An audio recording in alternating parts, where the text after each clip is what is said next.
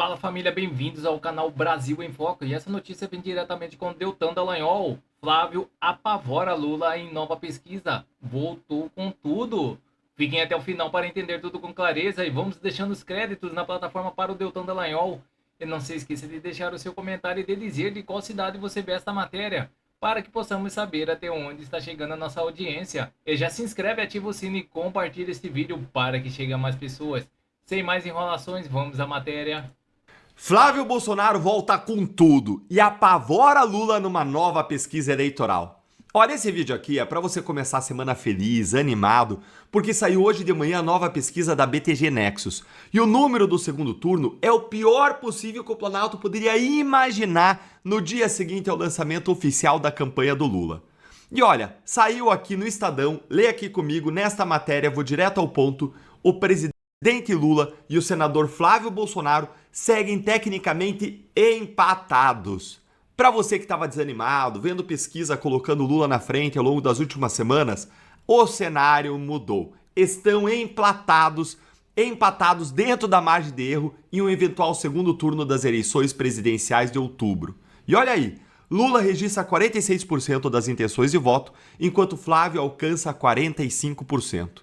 Gente, 1 ponto percentual de diferença. 1 ponto.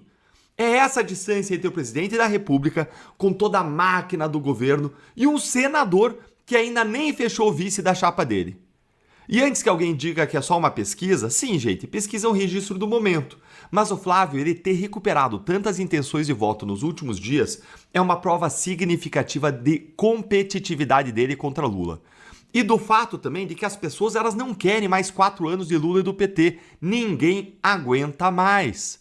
E agora deixa eu te explicar o que significa esse empate técnico. Margem de erros de 2 pontos quer dizer que o número real de cada candidato pode estar 2 pontos acima ou 2 pontos abaixo do que foi publicado. Com Lula em 46 e Flávio em 45, os dois intervalos se sobrepõem. Lula 46 vai até 48 e baixa até 44. Flávio em 45 vai até 47 e baixa até 43. Os dois intervalos aí eles se sobrepõem quase inteiros. Na prática, hoje, qualquer um dos dois pode estar na frente. Mas o dado que realmente estraga o café da manhã do Lula não é esse. É o movimento. Olha aqui, na pesquisa anterior, no mesmo instituto, de 27 de julho, o placar era bem diferente. Era Lula 47 e Flávio 43. Ou seja, em uma semana, a diferença caiu de 4 pontos para 1. E olha o contraste aqui com os outros nomes testados contra Lula no segundo turno. Contra Ronaldo Caiado, o placar é de 46 a 42 em favor do Lula. Contra Renan Santos, é 47 a 37. Quer dizer, enquanto os outros candidatos à oposição perdem por 4 ou por 10 pontos, enquanto todos eles caíram em relação à semana passada, o Flávio Bolsonaro foi o único que subiu. É o único que chega ao empate, pelo menos nesse momento, nessa fotografia. Isso responde à pergunta que muita gente vinha fazendo desde a prisão do Jair Bolsonaro. Sem o Bolsonaro na urna, o bolsonarismo ele derrete ou não? E a resposta até agora parece ser não, apesar de todo o esforço do Moraes e de uma parte do STF para destruir o bolsonarismo, nessa guerra maluca contra o bolsonarismo que eles estão fazendo desde há 6 anos atrás. E tem uma outra pergunta, gente, que muita gente faz, que é a seguinte: por que outros nomes fortes da direita, como Zema, Caiado, governadores, que têm expressão, que são nomes muito respeitados, eles não crescem, hein?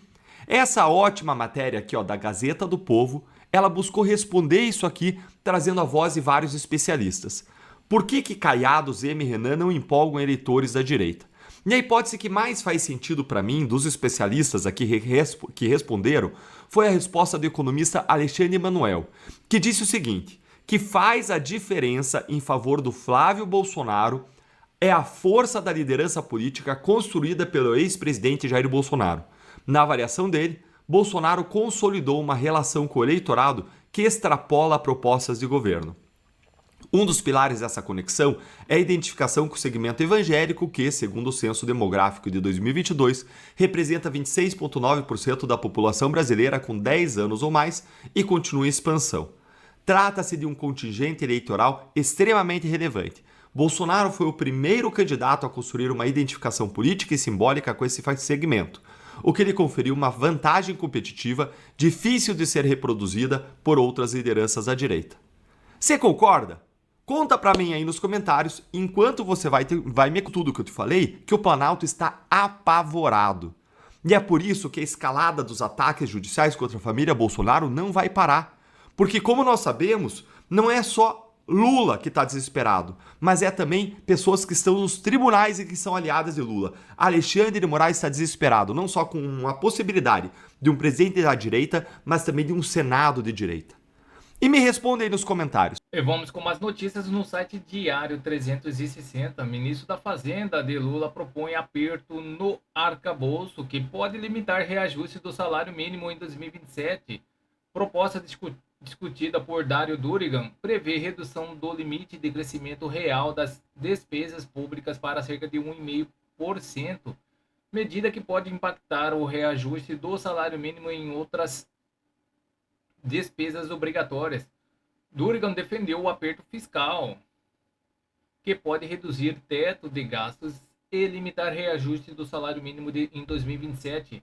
Brasília, o ministro da Fazenda, Dário Durigan, tem sinalizado ao mercado financeiro a intenção de endurecer as regras do arcabouço fiscal em um eventual novo mandato do presidente Luiz Inácio Lula da Silva. A principal medida em discussão é a redução do limite anual do crescimento real das despesas públicas dos atuais 2,5% para cerca de 1,5%. Isso representaria uma contenção de aproximadamente 25 bilhões no teto de gastos para 2027. Embora ainda não tenha sido formalizada uma posição oficial do governo, a proposta foi levada por Durigan e representantes de grandes instituições financeiras na semana passada. Fontes EPAR das conversas indicam que o ministro atua como interlocutor econômico da campanha à reeleição de Lula, buscando transmitir uma mensagem de maior disciplina fiscal. A medida se implementada, teria impacto direto sobre despesas obrigatórias, vinculado ao salário mínimo, como de benefícios previdenciários e assistenciais.